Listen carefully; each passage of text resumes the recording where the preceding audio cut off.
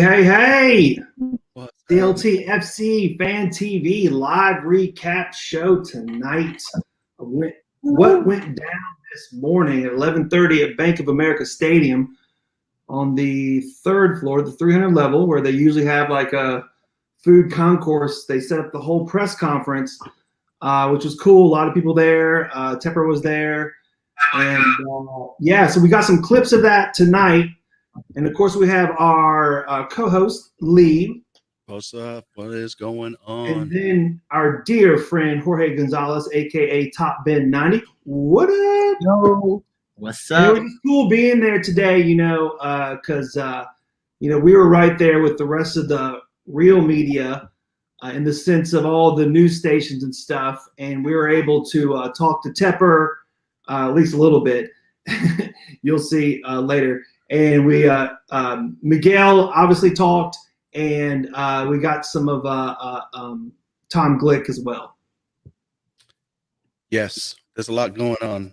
Just a couple of house cleaning things. That just want to call out new supporters group out there, Uptown Ultras. Currently, they're active on Twitter and Instagram. I believe they are going to have a website and that sort of stuff soon. So, welcome to the show. Uptown funky up, Uptown funky up. The double U's. Yeah. That reminds me of the what's the group, the Queen City Royals, or the with the purple banner? QC Yeah. Okay, confirm it, please. What did their banner say today? We're here because we're here, or something like that. Like that's their motto. I just love it, man. The creativity out there. It was great just to see all the people together, the supporters and the press. It was kind of cool. Yeah, I mean, I guess this show is going to be all about. I guess we're closing down our little mini series, right, on the manager, right? We did the one where we were guessing who it was going to be. Obviously, we were 0 for 4, and we broke the news right the day of, and now here we are closing it out with the actual introduction, I guess, to Charlotte. So, Top Ben, how you doing, buddy? I'm great, man. I'm great. Exciting. Today was an awesome day, man. It was a great day to interact with the manager, great day to interact with Charlotte FC people. And so just the anticipation and the excitement for soccer just keeps growing, man. And I'm ready for that first ball to kick at the Bank of America Stadium. And with it being the 1-year anniversary today, I didn't really announcing the team name. That was, obviously that was planned, but that was cool. Pretty good. So I'm just going to kick this off and let's listen to Tepper introduce Miguel and see what he has to say, and then we can just talk about it. What's that? Before you do, I just want to set it up for the people out there. So basically, I recorded, 45 minutes of stuff today from what they said on the stage, and then later on we were able to interview in the press line different people. And we're going to have a full episode coming out really soon. I don't know how soon, but really soon. And the idea is I just went in and grabbed like 7 clips that I thought were little nuggets that could spur conversation. So by no means is this like the best of the best. It was like, this is some of the good stuff. And on our next episode, we are going to have like the whole long form, more entertaining / all the good stuff. You good? I'm good. That's all the disclaimers we needed to put out there. Tonight, brought to you by Triple C Golden Boy. Stay golden, boy. Until you're 21, you can't drink this stuff. All right. Now I'm good. All right, so we're going to try this. First time we've actually tried to share a live video, right, while we're doing it live. So hopefully this works good and it doesn't fall flat in our face. So here goes. We had a long search process, and, when we talked to Miguel on the phone. You don't know this, actually. But so we got done with the Zoom call, and I said, I'm done. I'm done. We're going to get this guy. Because this was a guy that, had that sort of process, had a clear thought of what he wanted. Process-oriented guy, a guy that had has a history of being able to develop young talent, a guy that knows how he wants to play the game. He wants to play the game in the other side, on the other side of the field. He wants to be on the attacking side of the field. He wants his defensive players on that line, on an attacking line. And, you know, that kind of, I like that. I like that a lot. Yeah, guys. So, you know, what you guys take of Tepper's take on that?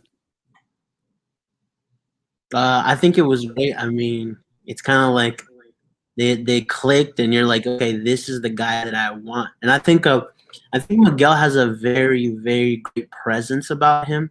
He knows how to speak well, both in English and in Spanish. And I think he likes to tell you things how they are. And so I really like the character and just the presence that the coach had. Yeah, I mean, you could see that he felt comfortable around Tepper and also around, you know, Nick and everybody. And he kind of owned the crowd also, I thought, pretty well. Yeah, it's good. So, yeah, it'd be interesting. So He definitely speaks with confidence. he does. He definitely does.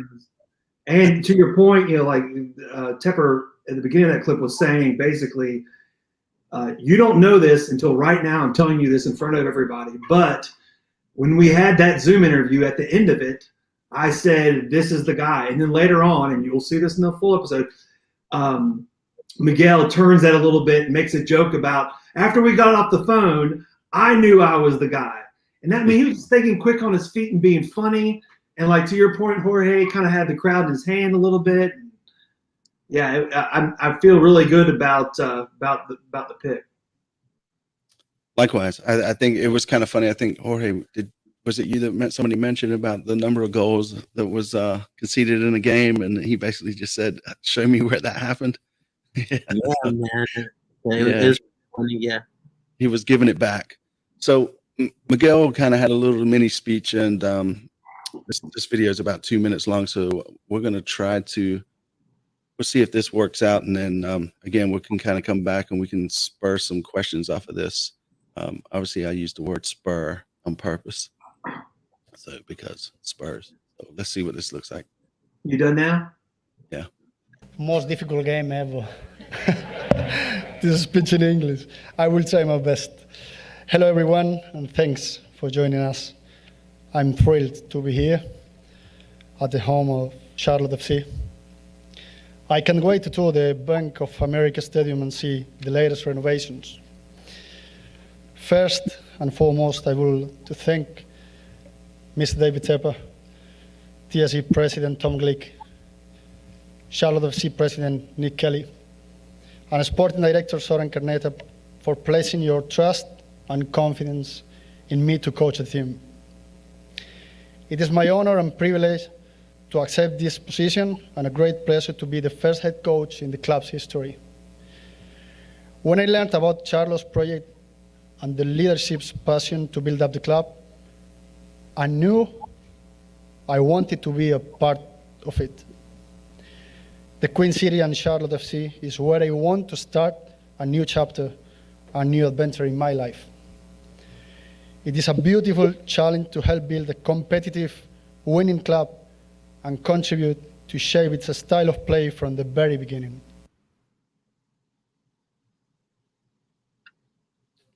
So yeah, that's half of what he had to say, right? So, you know, it's obvious that his philosophy kind of blends with what we've been hearing since the club was initiated, basically, right? Youth, you know, bringing those sort of things through. And I believe later in the next clip, he mentions how he wants to maybe when we're hosting the World Cup here in the USA, that some of our players from our academy even could possibly be playing for the men's national team, which would be huge. Yeah, I mean, I love that, and I mean that's the ambition of the club. I feel like I think will be a hybrid between what he had at Independiente del Valle and what he was expecting at Porto Alegre in Brazil. I mean, at Independiente del Valle, I got a chance to speak to a reporter there, and he mentioned to me that that they didn't have a lot of resources. So I mean, like, yes, he was working with the youth, but I mean, he was forced to work with the youth because I mean they had limited resources. versus when you go to Brazil to a team like Porto Alegre, who's one of the top teams, they've got more to spend, but the pressure is higher. So I think Charlotte would be to go for. He'll have a little bit more to spend, but he's also going to be focusing on the youth. So it's like a good blend, a good middle ground for the club. And the way Tepper was talking about it, they see this guy like heading to the Premier League after like coaching us. So I know Tepper was already trying to offload him to the Premier League. He's like, he's going to be with us for years, then he'll go off to the Prem. I'm like, okay, Tepper. I didn't want to bring it up, but if you remember, because it's coming up in the later clip, I think, but he's talking about legacy. And Tepper said the same thing because the word stuck out in my head. And Tepper said when he was doing the later interview, he said, I can see this guy setting the legacy, the foundation, and how we play and how we bring up the youth and recruitment and whatever else. And then he's so good at what he does, he goes off the Premier League. Tepper's like, I understand that. That's kind of what I want to happen because if he's really successful, that's what's going to happen. But then Tepper said, and after he does that, come back here and continue to build it out in whatever position he would have, not as head coach or maybe as who knows, but later on in his career to come back and live in the house that he built the foundation of. I guess is kind of what Tepper was saying. And I didn't think about that at all. And it was interesting to hear him and Miguel say the word legacy. Yeah, so let's hear it from the man himself. The legacy, right, that he's going to build starting today. I am very happy to be in Charlotte and in a country that has always attracted me.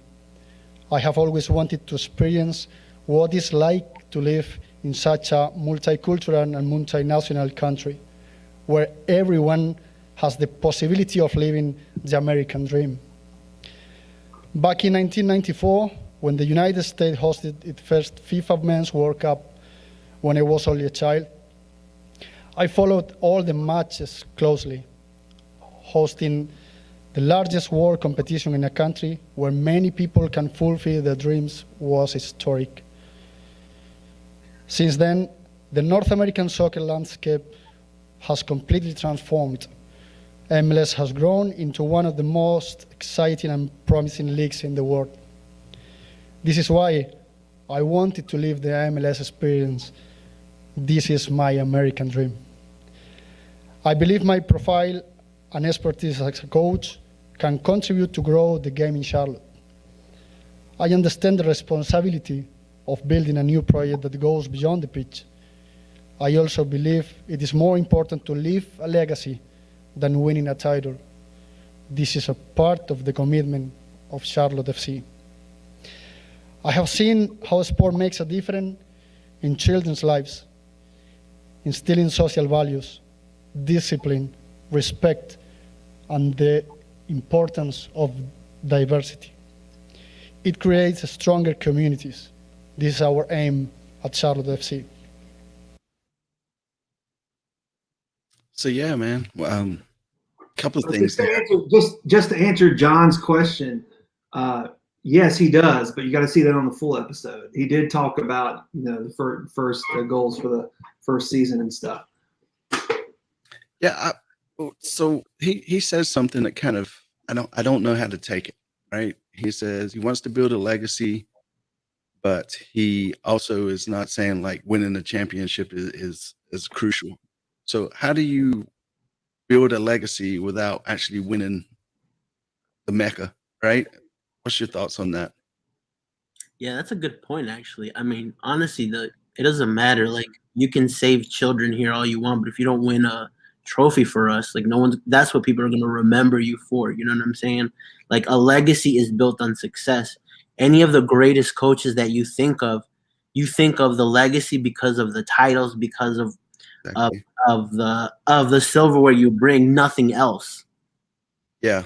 And I agree. And when he said that, it was one of those like, was that lost in translation? I think he misspoke a little bit about the whole championships in the sense that he wasn't like championships don't matter at all. We don't give a shit about championships just as long as the kids are okay, like you were saying, Jorge. I think he was basically saying the grander scheme of life or whatever. It's about building this whole, because everyone kept peppering him with all the questions of, building it, starting it. You're the one. He's the captain of the ship. Tepper might have paid for it. Glick might have been the engineer or the architect of it, and Zoran, made the engines. I don't know, but he's the one at the helm. Yeah. And I think he was just making the point of like, we're gonna go balls to the wall, because you'll hear it later on. And I don't give a shit what people think about what we're trying to do. Yeah. But I'll tell you one thing: I'm gonna build this thing up, and we're gonna do it the right way. But yeah, I think if you hadn't said the word championships don't matter, that was just off the cuff. I don't think that was anything that was thought of at all, because obviously they matter. But he could still have a legacy beyond that people would not even know about. Maybe he does do stuff that leads to a player being one of the best players in the United States, ever. And but you would not know it, because that kid was 10 years old when he somehow did something to help a U12 or something. Who knows? Yeah, I just hope that was lost in translation, right? Because as Jorge said just a bit ago, in my opinion, to be a legend or have a legacy, you're leaving a winning team that's got trophies, bro, full and that kind of stuff. Nobody cares how many second places you got. It's all about the win, bro. It sure is. Yeah, and I mean, like John says here, I mean, Tepper is kind of. It seems to me like we're kind of playing down season one all of a sudden. I don't want to put any negatives on what's being said or what's coming out, right? But it was all about screw that city. We're going to be number one. We're going to do all this, and now it's kind of like slower roll. Yeah. The more I think about it, like some of the goals are like not even soccer related. Like one of the goals is to fill up the stadium and have 75,000 people. Okay, that's cool. Game one, right? Yeah, but he did say, I remember when he was going through the line, he said that his goal is to make the playoffs. Yeah, I mean, come on, an expansion team, winning the championship. I guess the Las Vegas Knights kind of did it almost when they're in the NHL, but the chance of winning a championship, I mean, that's crazy. But yeah, of course they want to win. But you're right. I think Tepper was tempering. I don't know. It's different when they're at a media event like today. With media from all over the place, theoretically all over the country, and it's the real deal. He's not going to sit there and say the same things like "screw that city" that he would in front of the fans. Now there were fans today, in the gallery or whatever above the stage, aka the next level up there. But at the same time, I don't think whatever. He wasn't as vivacious as he would have been if he was just around all the fans as he was a year ago when they were kicking off the team. Yeah, and I agree, right? I mean, MB says here, right, it's probably more about getting the style and kind of getting the team to gel and that sort of thing.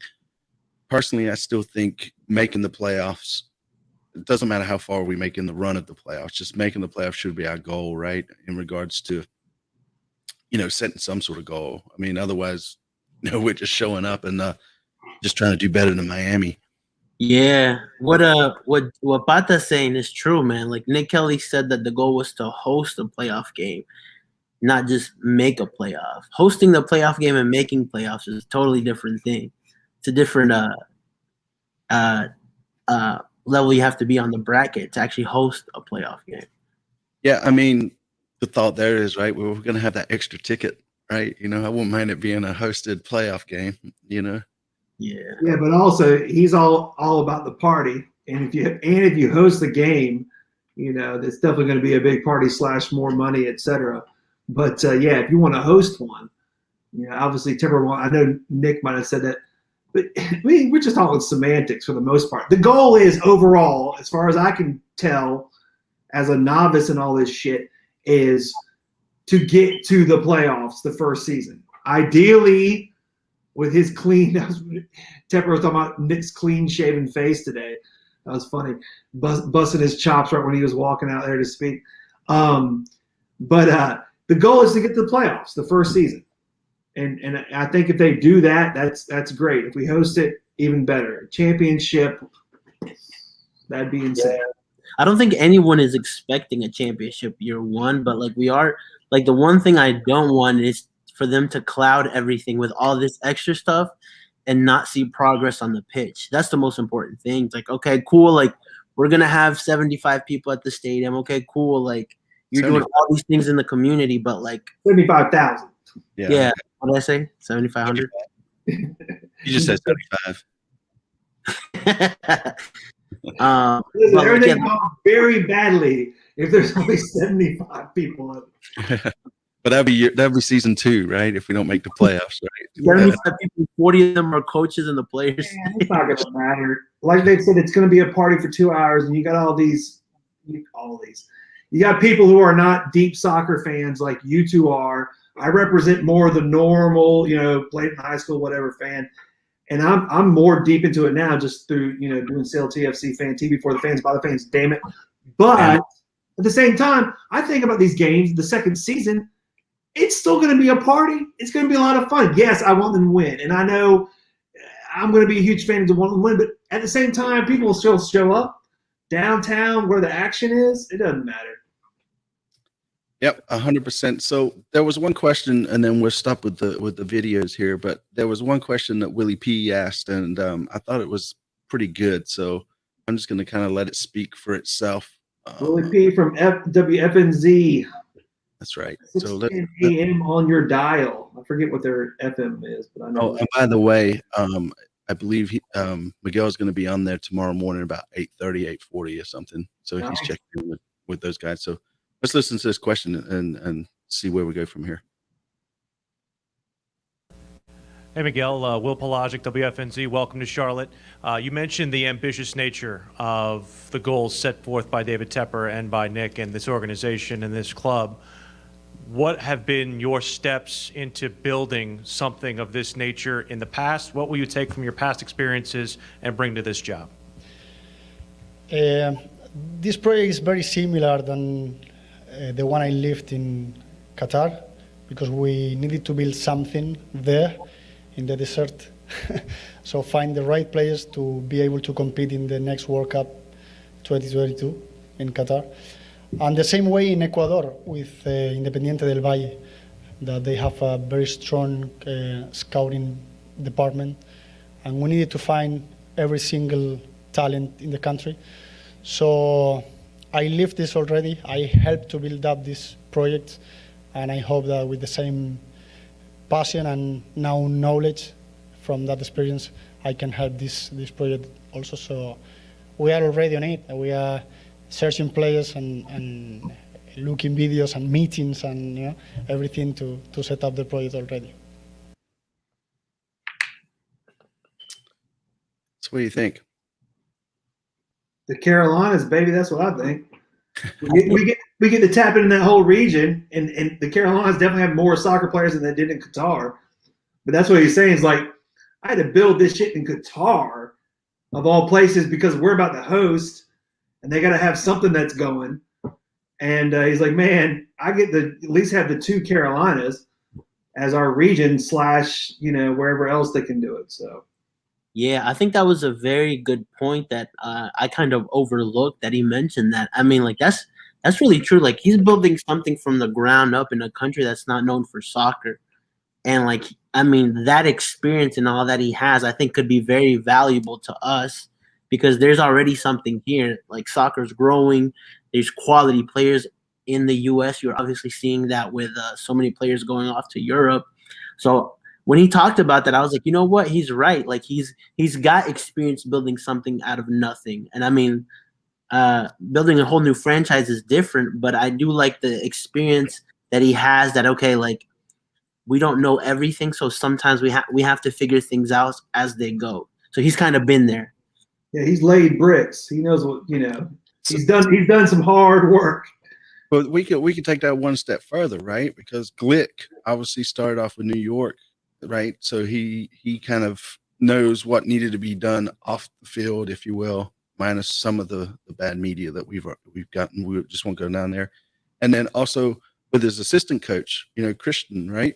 He was a part of the New York FC with Vieira and that sort of thing. So the pieces are there, right? The experience of building something like that is there. So that again, they just keep impressing me, like Zoran and his team, how they're bringing in these folks that just seem to kind of fit the puzzle.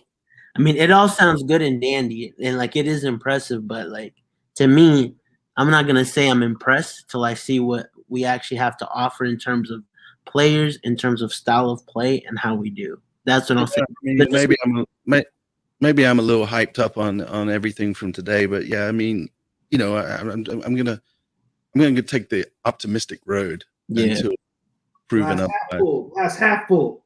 Half full, yeah. So, I mean, so you know, what are we gonna do? Do you think with our DPS, right? Anything? Any rumors out there, Jorge, that you have heard?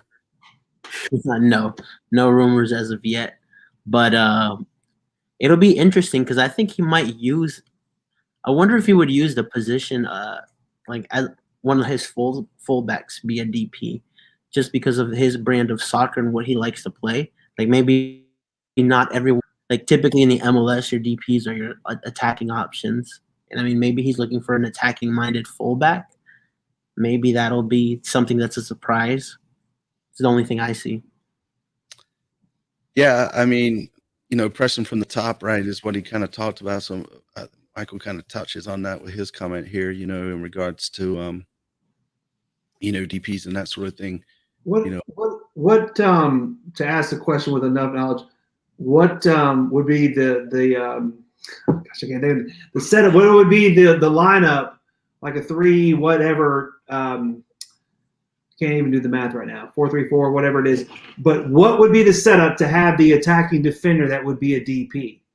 So they would have you'd have the 3 fullbacks behind them instead of a midfielder. You got more like a sweeper type that's like there, and he's the badass, and he's the one goalkeeper.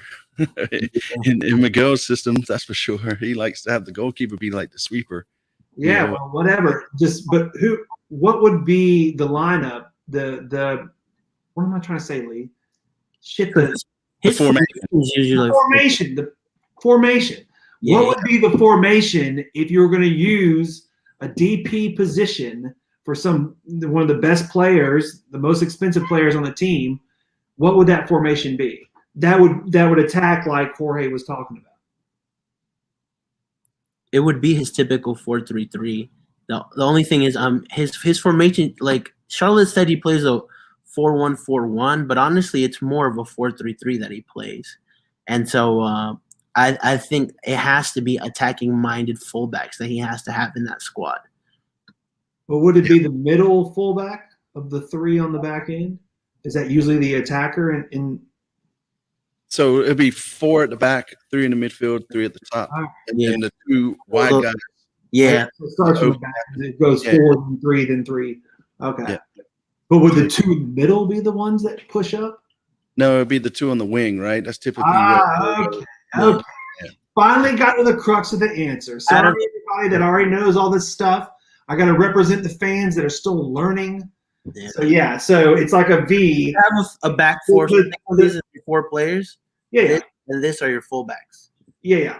And they go the ones on the outside attack more in that situation, and the 2 in the middle stay back with your sweeper keeper. Exactly.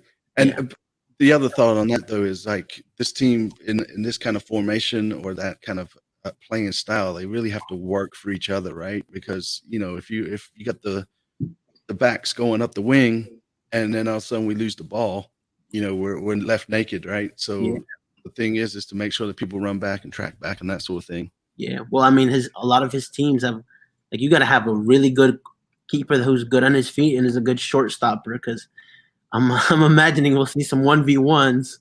Yeah. Well, I mean, like MB says, right? And I think I've got a feeling this is kind of how we're going to go, right? I don't think we're going to get, at least for our DP money, our pitchers spending probably nowhere more than like $5 to $7 million on a DP player. That was something with potential. I mean, I think Atlanta bought Joseph Martinez for about $5 million. Something like that. Yeah. So we don't know 100% if it's 4-3-3. We're just kind of speculating on previous games and that sort of thing. So just to kind of clarify that, right? yeah, so I mean, so we can kind of shift gears a little bit and start talking about the assistant coaches if you want. You know, I mean, you know, Christian, right? Latanzio. Were they there today? I don't remember. I guess they aren't over here yet. No, I was talking to Bobby actually, and apparently even Miguel might in Spain they were trying to stop him from coming to, you know, coming across. I guess they worked it out and whatever, you know, gotta love COVID. Tebro was like, yeah, what's it gonna take? Yeah, to send my jet over there. But yeah, so I mean, so going back to what Tepper said, right, when he mentioned, hey, you know, we see Miguel taking off and going to the Premier League or wherever. Do you think that we could possibly be grooming Christian to kind of fill in that spot once Miguel leaves his legacy behind? 100%. Yeah. I mean, by Zoran, like, it's not Miguel bringing his coaching staff. It's Miguel being the coach and having a say on who gets to come on the staff. That's a huge difference because, like, I mean, I guess, like, they're also preparing for the worst, you know, if, you know, say Miguel doesn't work out, they have already somebody lined up with the same philosophy, or like they're kind of looking 3 steps ahead, you know? So, yeah. Well, I will say, I mean, all these between the coaches. So again, right, from Zoran and Co, Nick and Tepper, it's been youth, right? We get down to Miguel, it's youth. We talk to Christian, it's youth, right? We talk about Miguel, it's youth, right? And so it's just all the way across. It seems to be pushing that youth, man. So, you know, I think hiring some or getting a player like Fuchs to kind of come in and give that experience, knowing that he's not really going to be here for that long, and that's pretty much his job, right? To kind of come in and share that experience, I believe. So, you know, yeah, going back to my metaphor about Miguel being the captain of the ship, Fuchs is like some badass navigator. You know, that's a sea. You know, it's a salty dog that's been on the sea for a long time. You know, that can come in and be for any of the new kids or anyone else. Like, I know how to. Don't worry about this. I can handle the ship. yeah. Captain's good. So. Yeah, so I mean, again, I mean, all around, right? Because even if we talk about Miguel, him and Miguel, right? They knew each other. Miguel and Miguel. I didn't even think about that. Right. Well, they knew each other from the stuff over in Qatar, right? With the academy over there. That's how they met. And so they've had this relationship. I think it went back to, I don't have it in my notes. Oh yeah, 2012 to 2016, and is when they worked together for 4 years already. So, you know, they have a good rapport with each other.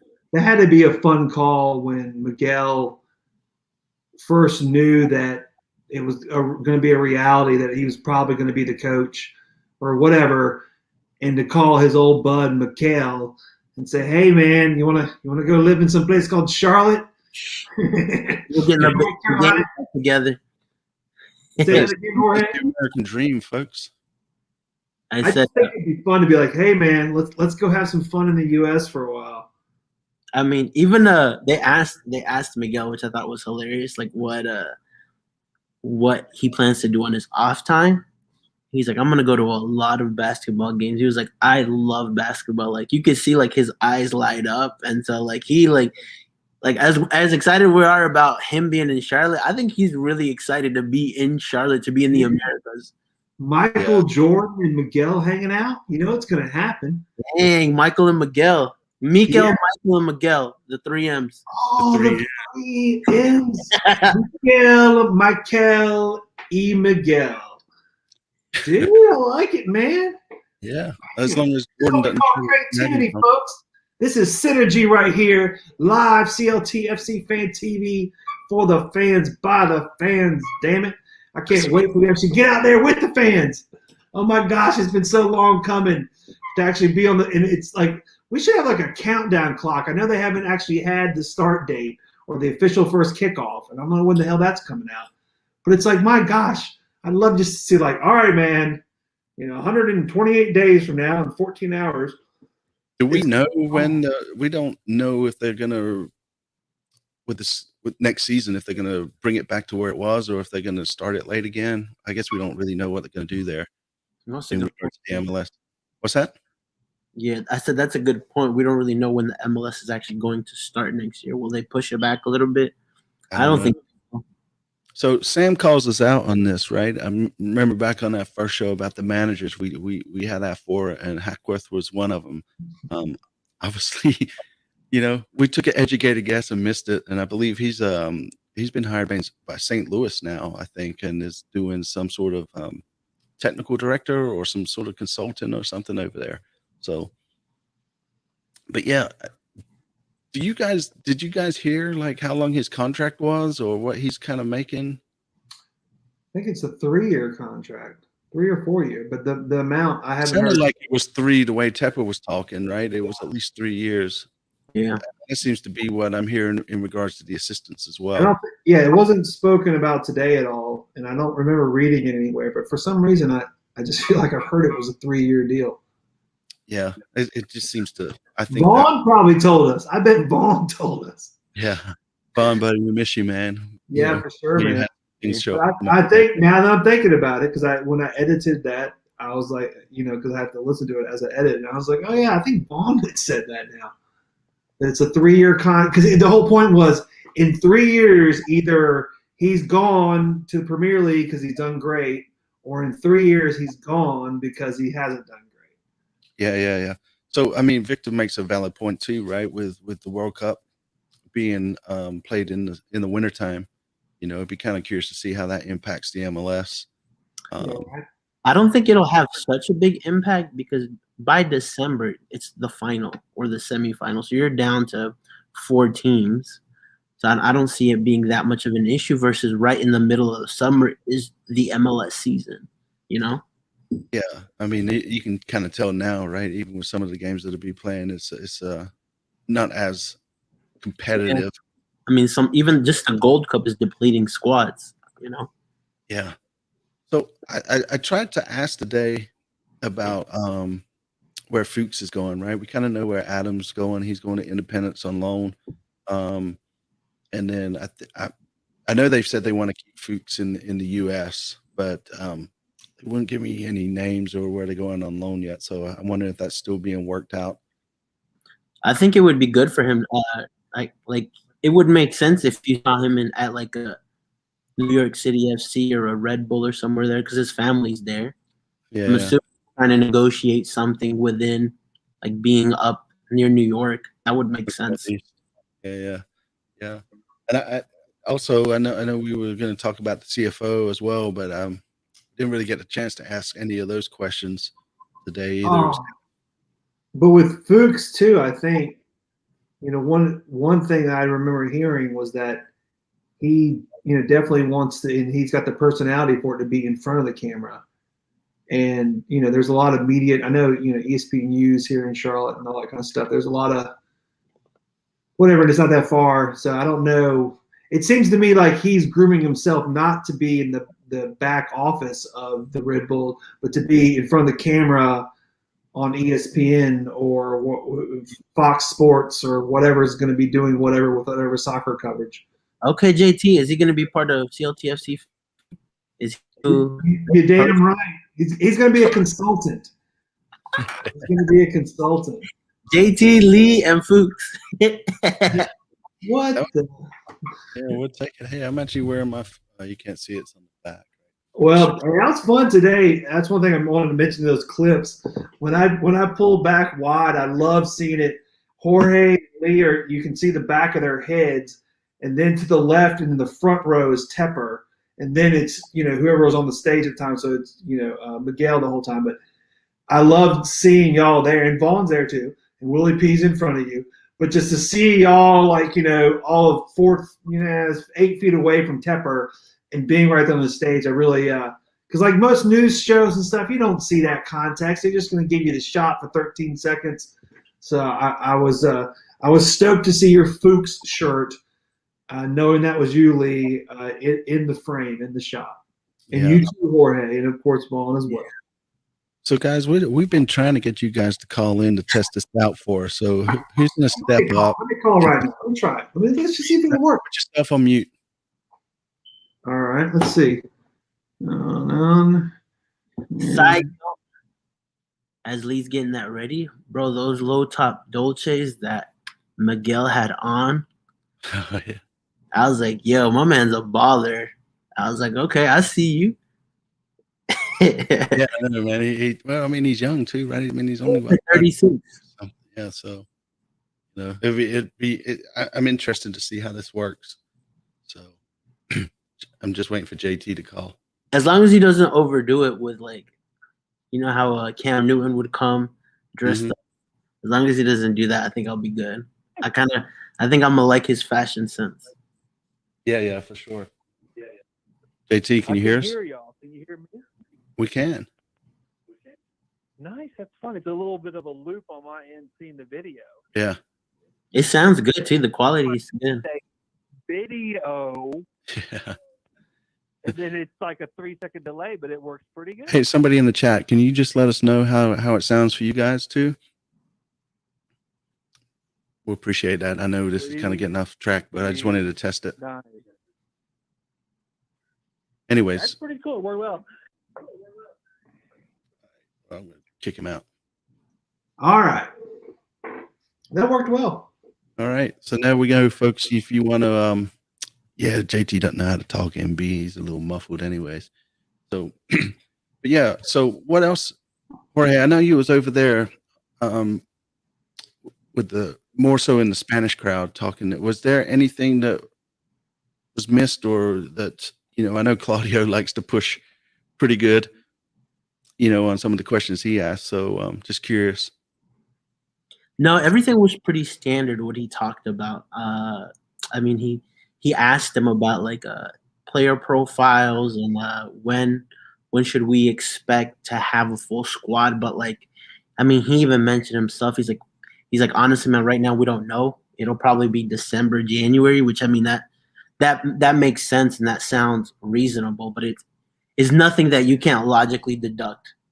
Did anyone mention, not definitely, but whatever, the whole pressure point of getting a player from Central America or South America or Mexico for that matter? The whole idea, because we've been predicting that they're definitely going to do that, because obviously there's talent down there and it's good for the fan base. But did anyone push him on that today at all? I didn't hear it that much, right? I mean, he was kind of being. I'm asking, how are you going to hear Lee? You don't speak Spanish.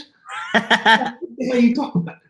I've been learning Spanish. He's referring to when Sylvia from Telemundo asked him in Spanish, should we expect Hondurans or Mexican players since you're Spanish? And his response says, we're going to have a great squad. He said that the difference between what Charlotte is doing and what every other MLS club is doing is that we're searching all over the world, and it doesn't matter if there is Honduran or Australian. But to your point, that's also kind of like the standard, what they call coach speak. It's like what you would think he would say. Yeah, He wasn't showing any cards or. 100%. Yeah, I mean, again, that kind of goes back to what we've always heard, though, right? The world is that oyster.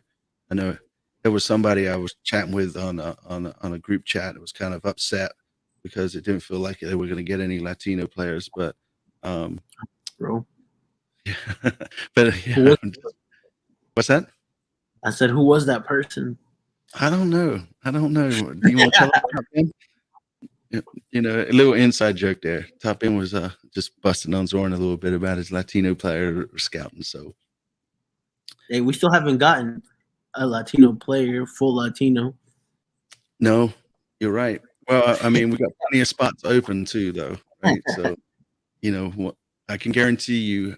I feel pretty confident saying I can guarantee we'll have at least one. Yeah, we'll probably get a couple Ecuadorian too. He knows that league very well. Yeah, right. That's a valid point. I didn't even think about that, right? But again, going back to the fact that he's coached over in like the Middle East, he's coached in Europe, he's coached in South America at 36, and he knows the youth pretty well. And he's had to build stuff from nothing. And like he's highly regarded. Like it's not like some random guy. It's okay. Like he's got some winning that Copa Sudamericana with Independiente del Valle. That really put him on the radar. I mean, his stint at Porto Alegre wasn't great, but I think you can't really judge him off of 3 months, No, I mean, still we had a 50% winning record too, right? So I mean, the We more talked about that last time because the Brazil fans are crazy finicky, and it's like whatever. They didn't give him barely. He didn't have. Can you imagine firing a head coach in the NFL the first season in the middle of the season when they have a 50% winning record? It's like that would never happen. At least you give them one season. Yeah. And my God, even if they were 1-13 or whatever it would be in the league, you would still be like, all right, well, that was the first season. Nah, soccer moves a little bit differently. Coaches, yeah, right. Always That's what I'm learning. The Brazilians are intense on that. So talking about that though, right? I mean, and we touched on this again, right? When the breaking news happened, would you be okay with like a losing record if you see changes or what's the word I'm looking for? Not changes, but like progress on the pitch? That's a really tough question, man. It's all in how it happens. Like I'll give you an example. Like I support Honduras, like because I'm from Honduras, but like the whole squad's depleted. Everybody's injured right now, so like I can't really expect them to do well if they don't have players, right? So like there's different scenarios that come up that like you don't know. Like imagine if we are missing key players for a good portion of the season, the specific players he brings to play his style, then can we really judge him? Right. And so, I mean, I hate to bring these guys up because they're struggling, and those boys over there at Miami TV are all right. But like, if we were in Miami right now, would you? And because Neville, he's new, right? First season, kind of struggling. If we had that sort of season, what would you want to see change? Well, I think that's different though because I mean, like I feel like Miami's just going off the whim. This is actually planned out. So when something is planned out and you see why it's planned out, you're willing to say, okay, like we're expecting it to take time, right? Right. Versus when you're just bringing somebody random you don't know. Yeah, you're talking. We're talking about macro progress, like year to year. What you're asking, Lee, just as long as we have, monthly or whatever micro progress of, did they not play so great in the beginning and then towards the end we're playing good and they still have a losing season under 500, but at the same time they won the last 3 games or 4, whatever it is, 5 out of 7, as opposed to coming out the gates really well or maybe in the middle and then the end of the season they're just sucking it up, So it all depends. And to Jorge's point, that at the end of the season, even if that was the case, at the end of the season, they might have a shit ton of injuries or who knows, whatever. But yeah, this first year, everyone's saying playoffs or whatever, that's a great goal. But just as long as they seem like they're building something and they're not getting their asses completely kicked. But I mean, I was here for Bobcats season in the NBA and in the Panthers when Jimmy Clausen was the quarterback.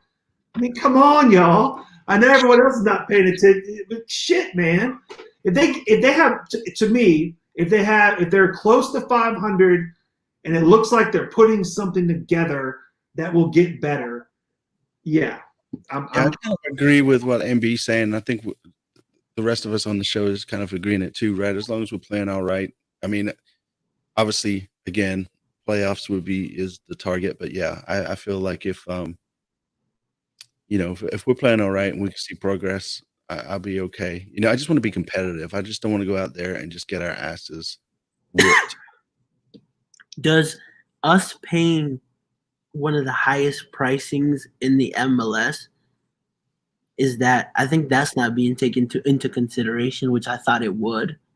Because imagine having franchise fee. Huh? You talking about the franchise fee?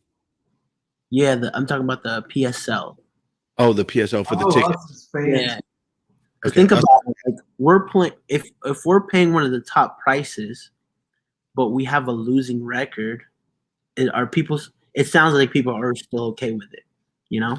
Yeah. The first season is going to be that fear of missing out, right? People are going to want to be there, see what it's about, that sort of thing, right? The second season is going to be where, like, the true fans, regardless of the results, how we've been playing, and then obviously depending on budgets, right, we'll be there as well. So, I don't know.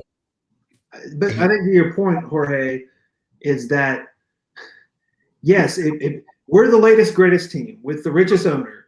And if we are, in whatever the model is, the business model, paying more and the whole PSL bullshit, whatever, if we're paying more and they're like, hey, we're trying to be progressive, then hopefully in the next 6 months, they'll keep on putting the pieces on the puzzle of this DP that's great, whatever it is, and say, hey, listen, and Nick has said this, we are going to try to put out the greatest MLS product out there that ideally, obviously, it's about the soccer and kicking ass.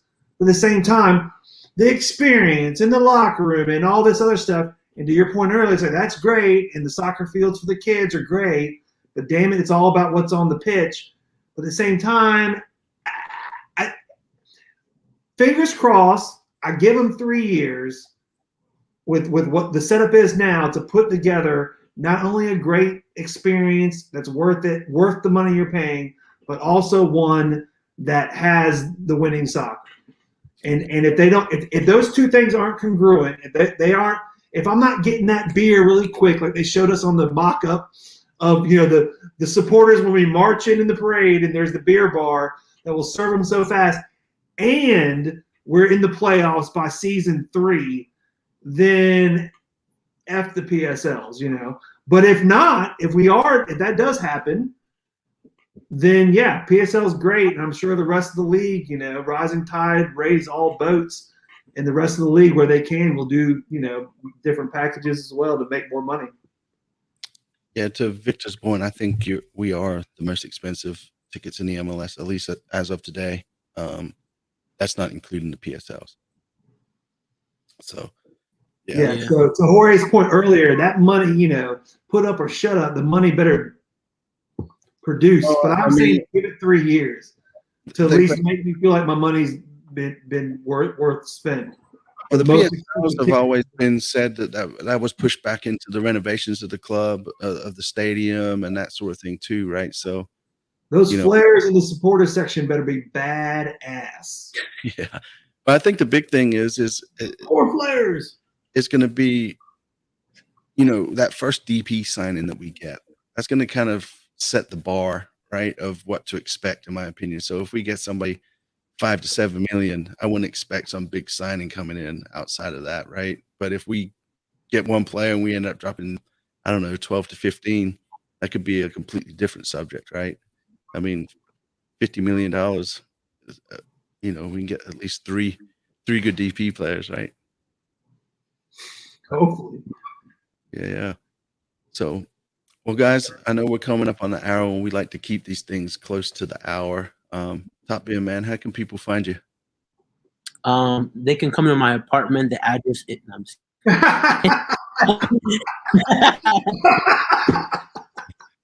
that was good, man. And timing.